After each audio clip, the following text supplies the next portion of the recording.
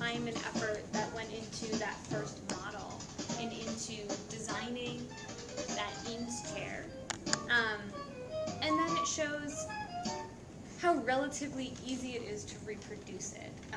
Of course here I think they're showing a little bit more time, care, and effort because it is a promotional video, but that is a factory floor, and those chairs could be turned out pretty quickly.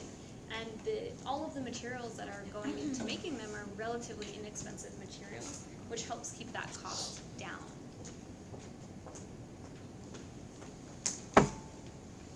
So I told you I'd talk a little bit about Danish modern and how it's specifically basically just a sub-style of mid-century modern, and specifically refers to pieces from Denmark.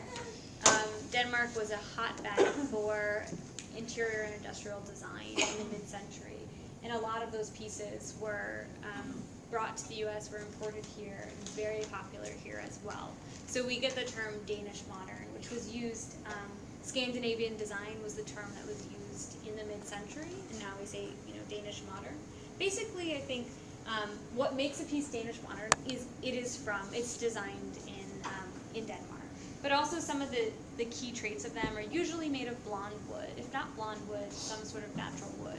The forms are very organic, and the shapes are even more comfortable than the mid-century modern shapes we're seeing by American designers.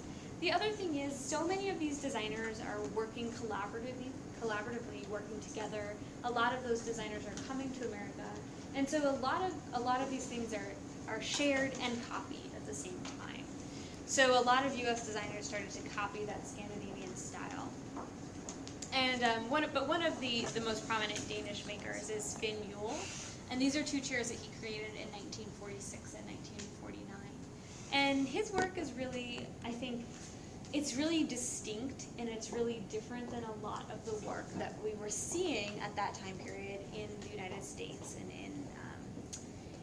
certainly in the preceding Bauhaus designs. But you see a real attention paid towards using more flowing and more organic forms. So there's a lot of inspiration from nature, and there's less of an attention paid to geometry and strictly geometric forms, which definitely comes out of the Bauhaus, but also in a lot of mid-century American pieces, there's a lot of attention paid to geometry and geometric form. And you said there's less attention now paid to that, is that right? There's less attention in Danish, yeah. So Danish modern is much more about organic form. So here is the egg chair by Jacobsen from 1958. And so he takes an egg shape and basically just cuts out parts of it to create a chair, and he calls it the egg chair. So he's literally referencing those organic forms and natural forms. And you can see kind of like what we see with the ball chair and the womb chair. It's very comfortable. It's very much about creating a space that you could sit on, that you could feel comfortable in. And then another just key designer of Danish modern is Hans Wegner, and this is the Y chair. It's still really popular today. But again, you see these, the back is completely curved, the back legs are curving down and then straight. So there's a lot of movement and there's a lot of fluidity in the piece. And that's definitely something that is really a hallmark of those Danish modern pieces, and also something that a lot of United States designers were adapting in their pieces as well. So the style, why was mid-century modern so popular, really? Like, why is the style what it came to be? In the mid-century, because of a lot of suburbanization trends, basically cities were dying, people were moving out of the cities, and suburbs were booming. Young couples had new houses to furnish completely. So people were buying brand new houses and they had no furniture to fill it. And when they went shopping, this is the style that was being pushed at them from places like MoMA, from furniture stores. So a lot of couples turned to furnishing with Danish modern. But there were still a lot of people who were mixing modern pieces with more traditional forms, like colonial revival, or just more traditional furniture, and putting in maybe one or two modern pieces. So thinking about suburbs, there are places like Levittown popping up in Long Island, Pennsylvania, where 17,000 houses are built in a matter of years. And the Levitt houses were basically priced so that they were suitable for any wage earner. So now all of a sudden we have people who are in a middle or lower income having the ability to buy a home with a mortgage. So after World War II, there's FHA mortgages, and the government is backing mortgages, which allowed people who didn't have the means prior to World War II to purchase a home now to purchase their own single-family home and then furnish it. Here's just a picture of a street in Levittown. All the houses basically had the same exact plan. They were just slightly different on the front side. They're all 2-bedroom, 1-bathroom homes with a living room. Have you seen any of them since in recent years? I have seen the Pennsylvania ones, and they're pretty, they've seen better days. So I think a lot of it has to do with this image is, this is it. This is all it took to build a Levittown house, and they were built in less than a day.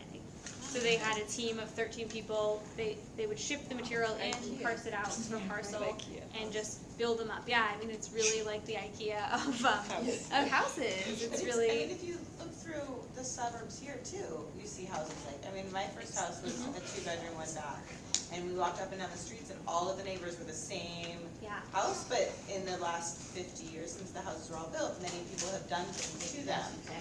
Yeah, it's the same thing. So the Levitts basically.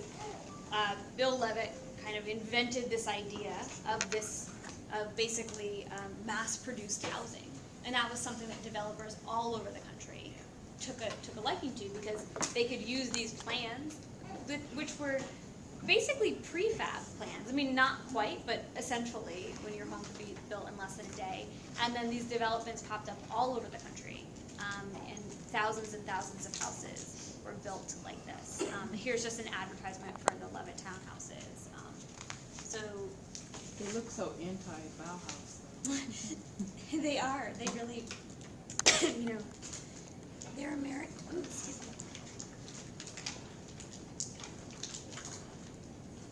They really look towards towards American, like colonial America, and they're not very modern at all. They're really like they're meant to be a home, to be a very comfortable space. But they could be filled with probably not too much Bauhaus furniture, mostly mid-century modern. You want some tea? No, I just inhaled a little piece of spit. Maybe it was water, but thank you. So I'm sure it will pass. So basically, just to end, what is mid-century modern design? It's basically inspired by Bauhaus, inspired by minimalist design, but concerned with creating good design for mass production, which is something that's at the heart of Bauhaus.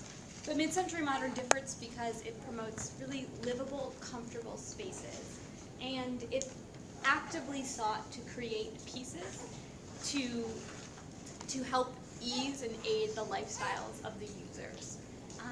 Whether it was in furniture or decorative objects or kitchenwares or utensils, designers were actively creating pieces that would be easy to use and be used well by their users. So, does anyone have any questions? Or?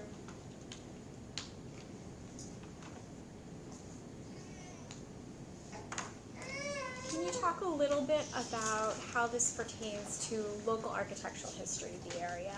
For instance, I know Eichler is really big on the peninsula, something that will be really familiar to our visitors. Sure. Yeah, I think Eichler is definitely an example of someone who's similar to Bill Levitt and Levittown, whereas his homes are. Their floor plans are all very similar, the materials used are all very similar, and so he's really looking at this idea of how can he make something beautiful accessible to many people, so accessible to a middle class market, and using materials that would be affordable materials, using these kind of repetitive layouts for many different homes so that he didn't have to redesign a new home every time, but maybe tweak a few things here and there. I think that's definitely something that we'll see specifically with Eichler's, where he would make a whole little neighborhood and everything was different in its own, but also a little bit similar and used a lot of the same things. And then just in general, I think the suburbs around here too really speak to that idea of suburbanization, of creating housing in a time where there was a housing shortage, and creating easy and affordable housing that then people could fill their houses with. And I know, particularly around here, mid-century modern style was really popular. And I think it speaks to that, the housing boom that was happening and the need for new furnishings and people maybe not having as many heirlooms or antiques in California as one might have on the East Coast, and really just having to start fresh.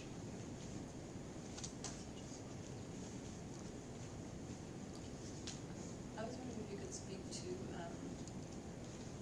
the textile design of the era a little bit. I mean, I know in the Bauhaus it was probably much less, right? Because they didn't want a lot of extra ornamentation, but we do have some textiles in the show. Yeah.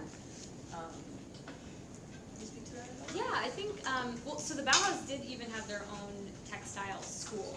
And so textiles is something that's always been considered, and especially in the mid-century, a lot of designers were focused on textiles. There were designers who specifically were textile designers. There were a lot of new materials coming out, a lot of, materials like polyesters or blended wools, dacron, all of these materials. And a lot of textiles used designers, well-known designers, to create really beautiful patterns, to create bold colors within their textiles. People were much more apt to change out their curtains and drapes on a seasonal basis. I don't think we really do that anymore, or maybe slip cover a chair. So textiles was something that was really important to mid-century patrons, and people might change out duvet covers or bedspreads with the seasons, and all of those things were designed, I think, with these mid-century aesthetics to be affordable, especially when new materials are being used like polyesters, which would be much more affordable than wool per se. And the coloring and the patterns speaks to this idea of warmth and livability. Yeah. And these are being manufactured, like this, for example, this chair, these are being manufactured here in the States at that point? So a lot of the Herman Miller stuff was being manufactured, in Michigan. Another big hub, Los Angeles has always been a big hub for furniture, as North Carolina as well. So this is really before we start to outsource furniture. Right, it was all. Sure. Okay. I was just wondering if there was any backlash at all against the aesthetic, and like what else was out there. I think there are people who were concerned. So Rob's John Gibbings, he wrote this book. So he was an industrial designer in the mid-century, and he wrote a book called Goodbye, Mr. Chippendale. So Chippendale referring to the colonial American furniture, and he basically said, we need to get rid of all this stuff because it's really ugly. But a lot of consumers were sort of afraid of that, and some of the decorating magazines that I read from the mid-century, where consumers would write in and ask, one of the questions that they would ask was, will this style last? Like, what about this modern style? Is this going to be, we know that colonial style is lasting. And a lot of the writers and a lot of the tastemakers of that time tried to say, yes, it will last because it has beautiful lines, make sure to buy things that are quality materials and quality construction and that promote good design and something that will last. But there was definitely concern because the style felt very different in a way, and even though it was still comfortable and still livable, it was very new and very different, and a lot of people weren't quite ready to jump on that bandwagon, especially if they had their own furniture already. It was quite an investment to just buy a new living room. I'm just curious, so there were no kinds of movements that talked about,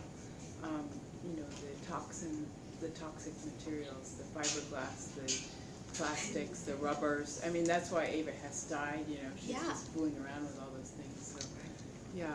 No, not until later. So none of that, I mean, the materials, not only were they not talking about that, they were talking about these materials like they were heroes of the world, like, look at this new amazing material. I mean, even things like asbestos, it was just marketed as this miracle material, and as was fiberglass and all It's like of The Graduate. polyesters. He says plastics. Yeah. Like, Yeah. Benjamin Close. Yeah, exactly. It seems like ideally you need a lot of space around these objects. Like it looked like there was like this almost formula for the amount of space between things when you set up in an ideal home. Is that sort of what they were thinking about comfort? That there was just more space around a chair and around a table? I think that that's just the sort of high level how everyone wishes they could live. Because of course, like looking, you know, at some of these photos of real spaces, it's a little bit more cramped in here per se. You know, where the chair is, if you like rock back too far, you're gonna hit that wall unit, and everything kind of seems a little bit cramped in there. So I think that that's the ideal if you have the space. At this time, I think homes were larger than people were used to, so they did have a little bit more space, but still not as large as they got, you know, in the 70s and the 80s. I mean, there's no homes, like the Levittown homes were pretty small still, 2 bedrooms and a bathroom and a family room. Family room with a kitchen and an eat-in kitchen, and then a dining room also. So, you know, they were probably 900 square feet, if that, maybe 700 or 800, cramming all those rooms into those spaces. So it was still pretty tight. That's really amazing, 900 square feet, 2 bedroom, dining room, Yes. kitchen. Yeah, I know. I mean, And a family room. it's crazy. It's Wow. like a, you know, a small apartment really today if you think about like city living. Almost like Did it have a proper dining room? What did you say? Like a studio.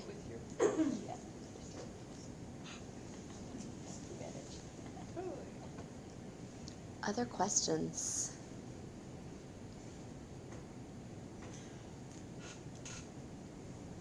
Do you want, I don't know if maybe when I was out of the room, if you mentioned this, but I think they might be interested in hearing a little bit about your dissertation, at least just the topic, because you didn't introduce yourself that way because it's kind of a fun one. sure.